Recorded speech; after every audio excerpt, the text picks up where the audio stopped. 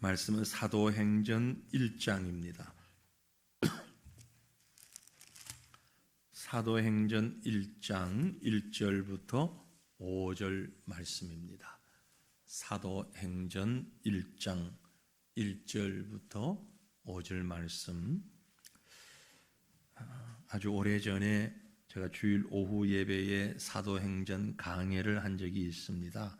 1장 1절부터 마지막 장 28장 마지막 절까지 긴 시간에 걸쳐서 강의를 한 적이 있는데 10년이 훌쩍 넘었어요. 제가 보니까 한 14, 5년 정도나 되어서 그래서 이제 다시 돌아와서 금요 기도의 시간에 세세히 보지는 않아도 그래도 또 사도행전 말씀을 다시 한번 우리가 살피면서 기도의 제목을 찾고 교회의 본질을 찾는 시간을 가져볼까 생각을 했습니다. 그래서 오늘 그 첫 시간이 되겠는데 사도행전 1장 1절부터 5절 말씀 먼저 보면서 또 오늘 우리가 기도해야 할 내용들 함께 묵상하기를 원합니다.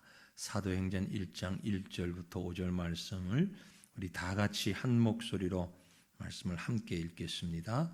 데오빌로여, 내가 먼저 쓴 글에는 무릇 예수께서 행하시며 가르치시기를 시작하신부터 그가 택하신 사도들에게 성령으로 명하시고 승천하신 날까지의 일을 기록하였노라. 그가 고난 받으신 후에 또한 그들에게 확실한 많은 증거로 친히 살아계심을 나타내사 40일 동안 그들에게 보이시며 하나님 나라의 일을 말씀하시니라. 사도와 함께 모이사 그들에게 분부하여 이르시되 예루살렘을 떠나지 말고 내게서 들은 바 아버지께서 약속하신 것을 기다리라. 요한은 물로 세례를 베풀었으나 너희는 몇 날이 못 되어 성령으로 세례를 받으리라 하셨느니라. 아멘. 말씀드린 대로 강해는 했지만 강해가 아닌 기도 시간에 보는 말씀이기 때문에 조금 다른 측면에서 말씀을 보면서 기도의 제목을 또 묵상하며 나누기를 원합니다. 여러분 편지 받아본 적이 언제입니까? 써본 적도 까마득하실 것이요. 하지만 우리는 매일 편지를 쓰죠. 사실 휴대폰으로 문자를 많이 주고받잖아요. 카톡.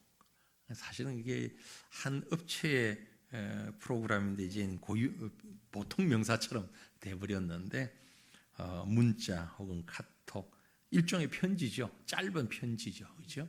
편지가 언제부터 시작되었을까 알 수는 없지만 대략 짐작해 보면 아마 인류가 문자를 사용하면서부터 어쩌면 그 이전에 기호를 사용하면서부터 시작되지 않았을까 생각해 봅니다. 서로의 의사를 전달하기 위해서 편지가 시작됐을 것이다. 지금도 손편지라 그러죠. 원래는 그게 편지였는데, 그죠? 손으로 쓰는 편지는 아닌지라도 문자 혹은 이제 문자도 요즘 우리 세대가 젊어질수록 연세 드신 분들도 그러긴 합니다만은 이모티콘으로 이렇게 문자를 대신하기도 하고요. 여러 가지 방법으로 아무튼 의사를 전달을 하는데 성경도 이런 편지가 많이 있습니다. 많은 편지들이 있죠. 그래서 우리가 서신서, 옥중에서 쓴 서신서, 목회적 차원에서 쓴 서신서, 여러 사람을 대상으로 쓴 공동 서신서, 개인을 향해서 쓴 개인 서신서 이런 표현들이 많이 있잖아요. 그 중에 사도행전도 역시 편지입니다. 사도행전. 여러분 우리가 그걸 가끔 잊어버릴 때가 있는데 사도행전 역시 편지예요. 보낸 사람은 누구죠? 사도행전을 보낸 사람? 누가죠. 받은 사람? 데오빌로. 그런 이 사도행전은요 사실 누가복음하고 따로 이렇게 떨어져 있는데 동일한 사람이 동일한 사람에게 보낸 편지예요. 고린도전서 후서, 베드로전서 후서. 성경 우리가 지금 쉽게 그죠? 마찬가지로 이것도 전서 후서 이렇게 이름을 붙여도 될 만큼 동일한 사람이 동일한 사람에게 보낸 그 편지예요. 사도행전을 보면 우선 보낸 사람이 누구라고요? 누가가 누가예요? 누가가 누구예요? 바울의 아주 귀한 동력자예요. 귀한 동력자인데 2차 전도 여행 중에 드로아라고 하는 도시에서 만나 빌립보를 거쳐서 예루살렘까지 동행한 귀한 동력자입니다. 상당한 능력 있는 사람이에요. 우리가 잘 아는 대로 그는 우선 의사였어요. 의사이면서 아주 정치적인 식견을 가진, 요즘으로 말하면 이 메디컬 닥터, 육체적 질병을 고치는 의사이면서 정치인이고 동시에 저술가, 책을 잘 쓰는 그런 저술가, 또 역사가, 역사적인 것들을 해박한 지식을 가지고 있는, 동시에 신학자, 대단한 사람이죠. 한 사람이 뭐 어떤 학위, 요즘 같으면 학위가 있겠지만 그 당시에는 학위는 없었지만 의사면서 정치인이면서 저술가이면서 역사가이고 신학자이기도 한 대단한 인물이죠. 누가라는 사람이 말이에요. 그 누가가 누구에게 이 편지를 썼냐면 누가복음하고 사도행전을 데오빌로라고 하는 사람에게 썼습니다. 데오빌로가 누군가? 데오빌로, 로마의 관리였어요. 그러니까 당시에 식민 정치를 하고 있는, 다스리는 국가, 로마의 권력을 가지고 있는 그런 권력 가진 나라의 정치인이면서도 이게 힘이 있는 거죠. 그러나 기독교에 대하여 상당한 관심을 가지고 기독교의 단순한 외형적인 것이 아닌 내적인 교리와 교훈을 배우고 싶고 실질적으로 배우면서 아마도 실제로 신앙생활을 제대로 깊이 시작한 사람. 그런데 그의 지위가 대단했기 때문에 오늘 사도행전 1장을 보면 또 누가복음을 보면 데오빌로를 향해서 뭐라고 표현을 했는가 하니 누가복음 1장 1절에서 4절을 보면 데오빌로 각하라고 했어요. 각하. 여러분 요즘 젊은 우리 세대들은 각하라는 말을 아는 사람도 있고 잘 모르는 사람들이 있어요. 그러나 우리 연세 드신 옛날 그게 몇 공화국이죠? 하여튼 박정희 대통령 시절에 살았던 분들은 각하라는 말이 익숙해요. 우리나라도 그 말을 많이 썼거든요. 박정희 대통령 때는 각하, 박 대통령 각하 이런 표현을 썼는데 그 다음부터는 각하라는 표현을 거의 안 써요. 그죠? 지금 젊은 세대들은 각하라는 말을 잘 몰라. 그런데 각하라는 말은 영어로 honor, 그러면서 이거는 아주 극존칭이에요. 아주 높이는. 지금 뭐 대통령이라는 말도 안 붙여요. 이름도 제대로 세 글자를 안 붙여. 성만 붙이고 뒤에 씨만 붙여. 무슨 씨. 그리고 이제 그 자리에서 물러나고 나면 그것도 안 붙이고 영어 이니셜로 뭐 YS, DJ. 이건 좀 아닌 것 같아. 우리 후손들에게 교육상 뭐 정치적 성향을 다 떠나가지고 어쨌든 나라의 최고 지도자로 세웠던 분인데 성향이 나하고 맞든 틀리든 그건 상관없이 말이죠. 한때는 각하로까지 했는데 뭐 그것도 또 문제가 있다면 적어도 아무개 대통령님 뭐 님 안 해도 뭐 님까지 붙이든 말든 그건 대통령까지라도 붙이면 좋겠는데 뭐 아주 이상한 표현을 나하고 뜻이 다르다고 해서 그건 아주 아닌 것 같은데 아무튼 각하라는 말은 그런 의미입니다. 극존칭. 데오빌로가 누구냐? 당시에 정치인이고 의사고 상당한 지식층에 있고 역사적인 식견을 가지고 있는 누가가 각하라고 호칭할 만큼, 그러니까 일반 대중이 다 높인 만큼, 비록 요즘 우리 식으로 쉽게 얘기하면 일제시대 총독 같은, 조선 사람에게 일제 총독이면 이게 뭐 썩 좋은 인상은 아니잖아요. 그럼에도 불구하고 각하라고 이름 붙여질 만큼 상당히 인정받는 권세를 가진 사람이 데오빌로였다. 이 정도면 이제 이해가 되시죠? 제가 좀 장황하게 설명드렸는데 기록자와 수신자의 관계를 지금 설명하고 있는 겁니다. 누가가 이 데오빌로에게 글을 썼는데 1절에 보면 데오빌로에 내가 먼저 쓴 글이 있습니다. 이 먼저 쓴 글이 뭐냐? 바로 누가복음을 얘기하는 거예요. 누가복음을 지금 표현하고 있는 겁니다. 그래서 본문 1절, 2절을 보시면은요, 내가 먼저 쓴 글에는 무릇 예수께서 행하시며 가르치시기를 시작하신부터 그가 택하신 사도들에게 성령으로 명하시고 승천하신 날까지의 일을 기록하였노라. 그러니까 지금 이 1절, 2절에서 누가복음을 다 요약하고 있는 거예요. 먼저 쓴 글, 즉 누가복음에 어떤 내용이 기록되었는지를 한마디로 요약해주고 있죠. 그 내용이 뭐라고요?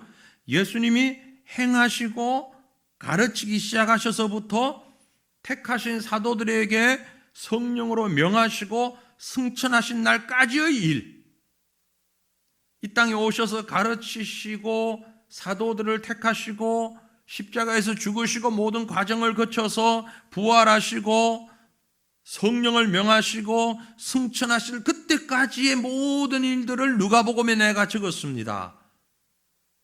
다른 말로 얘기하면 예수님의 이 땅에서의 사역, 누가복음이 얘기하시는 것은 육신을 입고 이 땅에 오신 예수님의 이 땅 사역, 그것을 기록했습니다.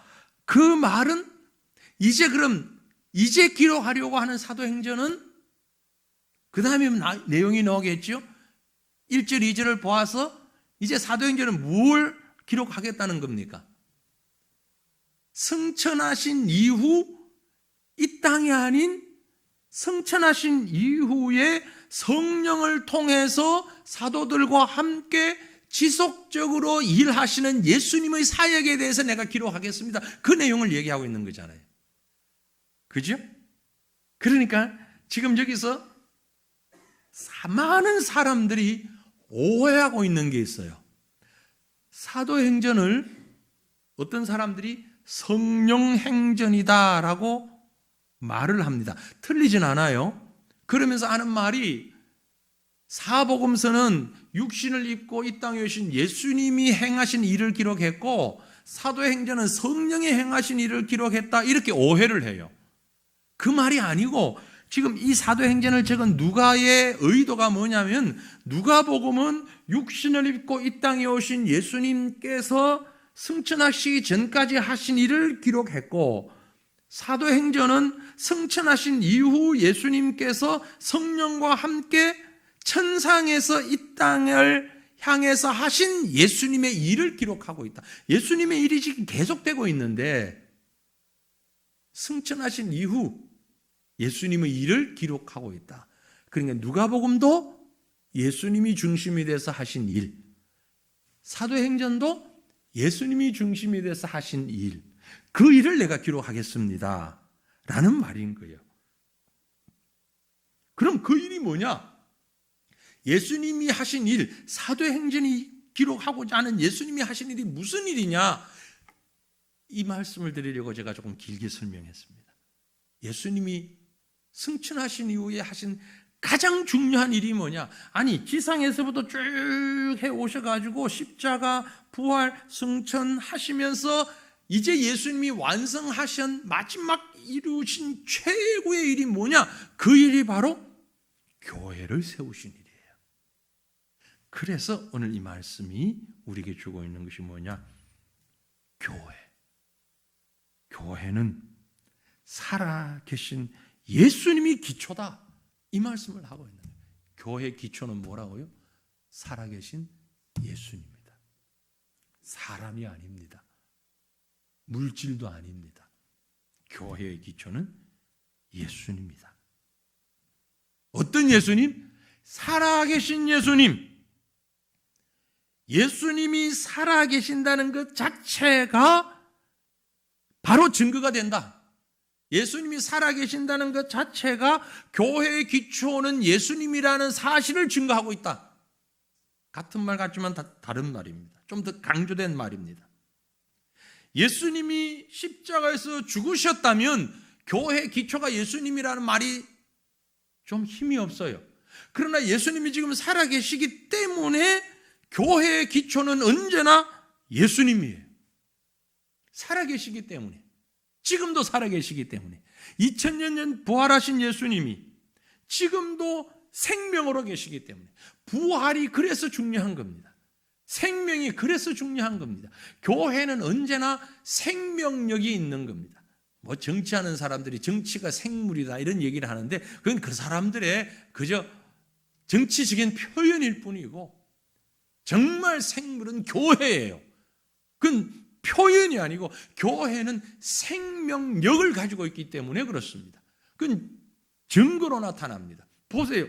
인류 역사에 교회를 죽이려고 얼마나 많은 사람들이 애를 썼습니까? 로마 정권이 그랬고요. 역사적으로 로마의 정권이 초기 기독교를 없애려고 얼마나 짓밟고 박해를 했는지, 결국은 항복하고 로마가 기독교를 공인해버리고 말았잖아요. 국교로 공인을 했잖아요. 그 이후에 얼마나 많은 나라들이 기독교를 억누르려고 무척 애를 썼잖아요. 나라마다 지역마다. 기독교가 없어졌습니까? 없어지지 않았어요. 지금까지 없어지지 않았어요. 들어가는 곳곳마다 이 기독교를 없애려고 뭐 다른 나라는 다 그렇다 치고 우리나라도 그랬잖아요.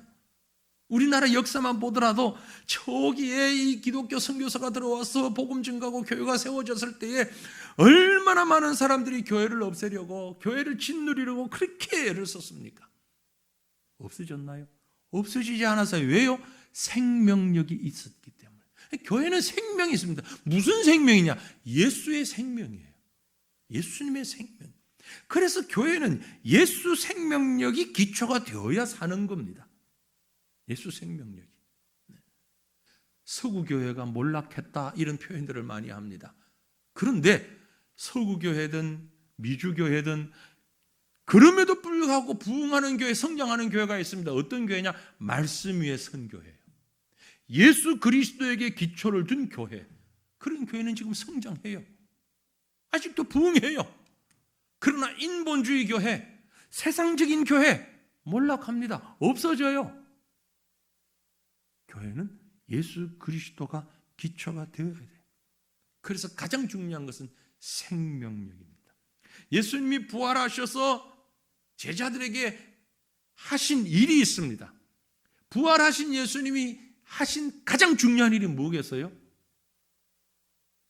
제자들에게 보여주신 겁니다. 40일 동안 살아계신 것을 보여주셨어요. 왜? 확신을 주신 거예요. 봐라, 너희들이 본 것이 착각이 아니다, 환상이 아니다, 정확하게 내가 살아났다, 이걸 보여주신 거예요. 오늘 읽었던 본문 4절에 보면 사도와 함께 모이사, 사도와 함께 모이사, 함께 먹고 함께 거하고 함께 머물고 함께, 한 번 두 번 아니요, 40일 동안 함께 모였어요. 그리고 분부하셨어요. 예루살렘 떠나지 말고 내게서 들은 바 아버지께서 약속하신 것을 기다려라. 40일 동안 보여주셨습니다. 그리고 말씀하셨어요. 이르시되, 분부하여 이르시되 하나님 나라의 일을 말씀하셨습니다. 하나님 나라, 죽기 전과 동일한 말씀으로 가르치셨습니다. 사역의 연속성을 지금 보여주고 계신 거예요. 하나님 나라는 이론이나 상상 속에 존재하는 것이 아니라 현실 가운데 실제로 존재하는 예수님과의 동행이다 하는 하나님 나라에 대하여 말씀하셨습니다. 이게 바로 교회입니다. 그 교회를 세우시고, 교회를 세우신 주님께서 이제 무슨 일을 하셨는가 하니 분부와 약속을 하셨어요. 단지 교회를 세우는 거로 끝나는 게 아니라 교회를 세우셨고 세우신 교회를 사도들에게 이렇게 해라 분부하고 약속하셨습니다. 어떻게? 4절 5절 다시 한번 볼까요? 같이 읽습니다. 사도와 함께 모이사 그들에게 분부하여 이르시되 예루살렘을 떠나지 말고 내게서 들은 바 아버지께서 약속하신 것을 기다리라. 요한은 물로 세례를 베풀었으나 너희는 몇 날이 못 되어 성령으로 세례를 받으리라 하셨느니라. 아멘. 여기 예수님의 분부가 있습니다. 뭐라고 분부하셨나요? 예루살렘을 떠나지 말라. 예루살렘 떠나지 말라 했습니다. 왜요? 예루살렘 떠나지 말라고 한 이유는요, 성령을 힘입어야 사역이 가능하기 때문입니다. 그죠? 예루살렘 떠나지 말라. 누가복음에도 똑같은 말씀을 했어요. 누가복음 24장 49절 보면 볼지어다 내가 내 아버지께서 약속하신 것을 너희에게 보내리니 내 아버지께서 약속하신 것을 너희에게 보내리니 그게 뭡니까? 성령이죠. 너희는 위로부터 능력으로 입혀질 때까지 성령의 능력이 입혀질 때까지 이 성에 예루살렘 성에 머물라. 예루살렘 떠나지 말라 같은 말이에요. 왜 예루살렘을 떠나지 말라고 했습니까? 바로 이것은 내가 너희와 함께 했던 지역이야. 즉 예루살렘을 떠나지 말라는 것은 성령이 임할 때까지 내가 너와 함께 있다는 것을 기억하라는 얘기예요. 이제 예수님이 승천하십니다. 그러니 이곳에 있으면서 예수님과 함께를 기억하고 있다가 성령이 임함인 그 성령으로 더불어 예수님과 함께 임하는 거예요. 곧 교회는 어떤 곳이냐? 예수님과 함께 있을 때 생명이 있어요. 예수가 함께 있지 않으면 생명이 없어요. 예수와 함께 있지 않으면 생명력 없습니다. 예수와 함께 있지 않는 성도, 예수와 함께 있지 않은 믿음, 예수와 함께 있지 않은 교회, 아무 생명력이 없어요. 뭐 자유주의 신학을 하는 백두산 물 뜯어 놓고 한라산 물 뜯어 놓고 그걸 하나 되게 만드는 게 의미가 있다고. 그걸 백두산도 좋고 한라산도 좋고 물도 좋고 공기도 좋지만 흙도 좋지만 예수님보다 더 귀한 건 없어요.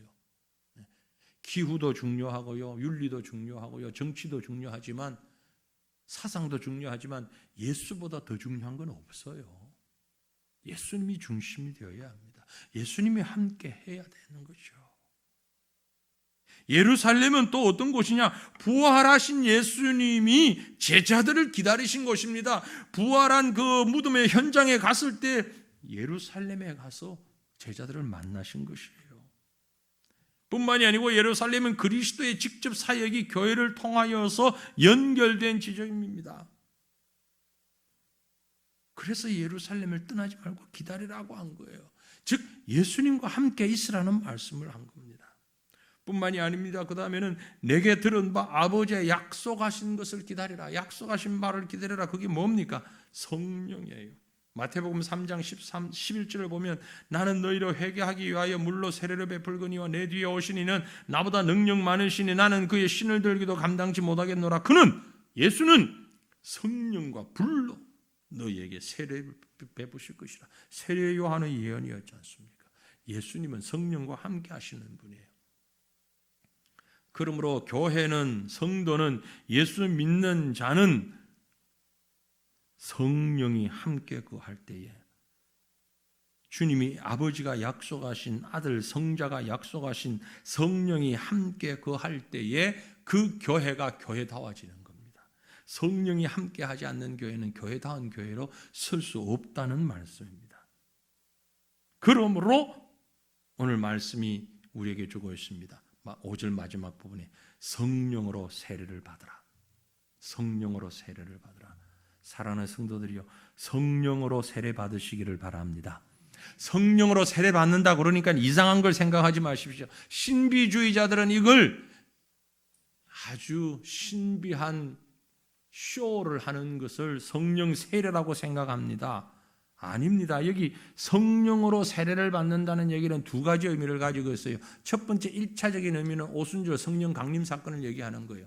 사도행전 2장에 나오는 오순절 성령 강림 사건을 얘기하고, 2차적인 의미는요, 성령을 통한 세례입니다. 성령으로 인한 세례예요. 즉 예수 그리스도를 구주로 믿고 고백하고 삼위일체 하나님의 이름으로 세례받는 믿음의 사람 되는 것을 말하는 것입니다. 성령으로 세례받은 분들이에요, 저와 여러분은. 왜냐하면 우리는 성령으로 하지 않고서는 세례를 받을 수가 없는 것입니다. 고린도전서 12장 3절에 기록하기를 내가 너희에게 알리노니 하나님의 영으로 말하는 자는 누구든지 예수를 저주할 자라 하지 아니하고, 또 성령으로 아니하고는 누구든지 예수를 주시라 할 수 없다 했어요. 우리가 예수를 나의 주라고 고백한다는 것은 내게 성령이 계시기 때문에 성령의 능력에 힘입어서 예수를 구주로 고백한 것입니다. 그러므로 우리는 성령의 세례를 받은 것이에요. 그러므로 날마다 성령의 충만을 받아야 하는 것이죠. 그게 성령 세례인 것이에요. 성령은 어떤 역할을 합니까? 성령은 하나님이에요. 하나님은 우리를 죄를 깨닫게 하는 겁니다. 그래서 성령 충만한 사람의 특징은요, 날마다 하나님과 동행하는 기쁨이 있습니다. 성령 충만한 사람은 펄쩍펄쩍 뛰는 사람이 아니고 하나님과 동행하는 사람이에요. 하나님과 동행하면 하나님이 절대 같이 할 수 없는 게 있어요. 뭐죠? 죄입니다. 하나님이 절대 같이 할 수 없는 건 죄예요. 어둠이에요. 성령 충만한 사람은 죄와 같이 할 수가 없는 거예요. 죄가 들어오기만 하면 다 태워버리는 거예요. 죄를 다 태워버리는 거예요. 그게 성령 충만의 특징이에요. 성령 충만할수록 죄는 가까이 하지 못하는 거예요. 어둠이 가까이 하지 못하는 거예요. 하나님이 충만하니까, 하나님이 늘 그 가운데 가득 계시기 때문에 죄가 가까이 할 수 없는 거죠. 그게 성령 충만의 모습이죠. 그 성령으로 인하여서 우리가 늘 성령이 기뻐하시는, 하나님이 기뻐하시는 열매가 가득해야 하는 것입니다. 우리가 말씀 전에 기도했습니다. 교회의 본질을 회복하여서 지역이 변화되고 나라가 변화되게 하옵소서. 바로 그것입니다. 교회가 성령으로 충만하면은요, 교회의 존재만으로 교회 주변이 밝게 빛날 수밖에 없는 겁니다. 성도가 성령으로 충만하면 그 성도의 주변이 어둠이 물러가고 밝게 빛날 수밖에 없는 겁니다. 대한민국 국회의원들이 정말 성령 충만한 사람이 몇 사람만 있다면 300명 국회의원 가운데 3명만이라도 제대로 성령 충만한 사람이 있으면은, 한 사람이 100명 가운데 있으면 그 주변이라도 빛이 나게 되어 있는데, 아니 3분의 1이나 되는 기독교인이 국회에 있다는데 왜 이렇게 엉망이 되는지 이해가 안 돼. 그 기독교인이 제대로 된 국회의원이라면 이럴 수가 없는 거예요. 3분의 1이 아니라 10분의 1만이라도 정말 제대로 된 기독교인들이 있다면 이렇게 사회가 이만큼 되지는 않는단 말이에요. 어떻게 이렇게 될 수가 있냐고요. 예? 그런데 그 주변이 같이 어둠에 쌓여가지고 빛이 있는지 어둠인지 분간이 안 된다는 것은 성령 충만하지 못하다는 거잖아요. 성령의 사람은 분명히 그곳에 죄가 가까이 하지는 못하고 하나님의 모습이, 하나님의 향기가 나타나야 되는데, 세상에 하나님의 향기는 나타나지 않고 예수를 믿는다는 사람이 성경은 믿지 않고 교과서를 믿는다고 얘기하고 자기는 예수 믿는 기독교인이라고 얘기를 하니 그게 어떻게 기독교인입니까? 그건 기독교인이 아니죠. 가짜 기독교인이죠. 어떻게 그게 진짜 기독교인입니까? 성경 안 믿고 교과서 믿는 사람이 기가 막힐 노릇이, 나는 기독교인 아닙니다라고 해야지. 이런 사람들이 있으니 어떻게 그것이 빛이 나겠냐고요. 어둠이 가득하지요. 누구 잘못입니까? 우리 때문이에요. 우리 때문에.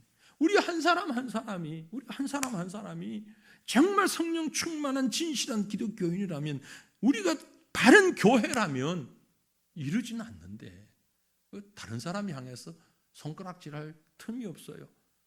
손가락질 하려면 내 손이 올라가야 되잖아요. 내 손을 올릴 체면이 우리에게 염치가 없어요. 우리 자신이 먼저 우리를 돌아보면서 하나님, 내가 먼저 예수 그리스도가 나의 기초가 되어 있는지, 정말 예수 그리스도의 생명이 내 안에 있는지, 예수 그리스도의 성령이 내게 충만한 가운데 있는지 나를 돌아보고 우리 자신을 돌아보고 내가 바른 예수의 사람으로, 믿음의 사람으로, 성령의 사람으로 사로잡혀 있게 하옵소서. 이것이 오늘 우리의 기도가 되어야 할 줄로 믿습니다. 다시 한번 우리가 오늘 이 말씀을 보면서 교회를 세우신 예수님, 그리고 그 교회를 확장시키시고 교회와 함께 일하시는 하나님의 손길을 사도행전을 보면서 또 우리가 하나님의 말씀을 보면서 배우고 우리의 자리를 회복하는 은혜가 함께 있기를 원합니다. 특별히 우리가 이번 주간에 일주일 릴레이 기도를 하면서 함께 마음을 모았습니다. 복음을 전하고 생명을 나누고 진리를 함께 품고 하나님 나라의 비전을 공유하고 살아가는 그런 교회가 되기를 원합니다. 각자의 자리에서, 각자의 위치에서. 제가 오늘 구역장 모임 때도 그런 부탁을 드렸습니다. 나는 나이가 들어서 뭐 할 일도 없는데 굳이 나가서 뭘 하겠냐, 그런 생각하실 필요 없다. 왜 할 일이 없냐고요. 왜 할 일이 없냐고요. 너무나 많은데. 우리 구역장님들이 부탁드려서 전화했습니까? 오늘 구역 식구들한테 오늘 구역 식구들 전화 좀 드리라고 그랬어요. 연세 드신 분들도 내일 나오셔가지고 내일 애들 많이 있으니까 1층, 2층 사이 계단에 좀 서 계시면서 2층, 3층 계단에 사이 서 계시면서 애들 뛰어다니는 거, 얘 뛰지 마, 넘어질까 붙잡는 그거라도 좀 하시라고. 가다가 다리 아프면 기도실 가가지고 기도실에 20명은 들어갈 수 있어. 저기 한 명 있다고 사람 있는데 나오지 말고 20명은 앉아서 기도할 수 있으니까 들어가서 기도하시. 그게 할 일이지. 뭔 다른 일, 날 일 없어. 그러고 가지 마시고. 휴지 들어주는 거 줍고, 그것도 일이잖아요. 부침개 전집 굽는 것만 일 아니고, 그것도 그 할인 일 하시는 분 하고. 그러면서 온 사람 또 정말 귀한 일은 교회 안 다는 사람이 오면 보고 한번 웃어주는 거, 그거 얼마나 큰 일인데. 아니, 웃어주는 일이 얼마나 좋은 일이냐고요.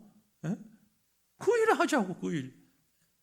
그러면서 한 영혼이라도, 많이 필요 없어요. 한 사람이라도 이번 기회에 예수 모르던 사람이 와서 예수 믿게 되면 한 영혼이 천하보다 귀하다면서요. 목사님 이렇게 해가지고 몇 사람이나 예수 믿게 될 거라고. 한 사람이 천하보다 귀하다고 우리 얘기하잖아요. 그래요, 안 그래요? 한 사람이 오면 천하가 온 거잖아요. 그런데 몇만 명 와야 되나요? 한 사람이면 되잖아요. 천하보다 귀한데. 그 한 사람이라도 돌아오면, 돈이 얼마나 들건, 시간이 얼마나 들건, 그 한 영혼 구원 받은 거잖아요. 하나님 기뻐하시잖아요. 그 마음 가지고 감당하면 그 교회를 하나님이 어떻게 복을 안 주시냐고요. 그 영혼을 어떻게 축복 안 하시냐고요.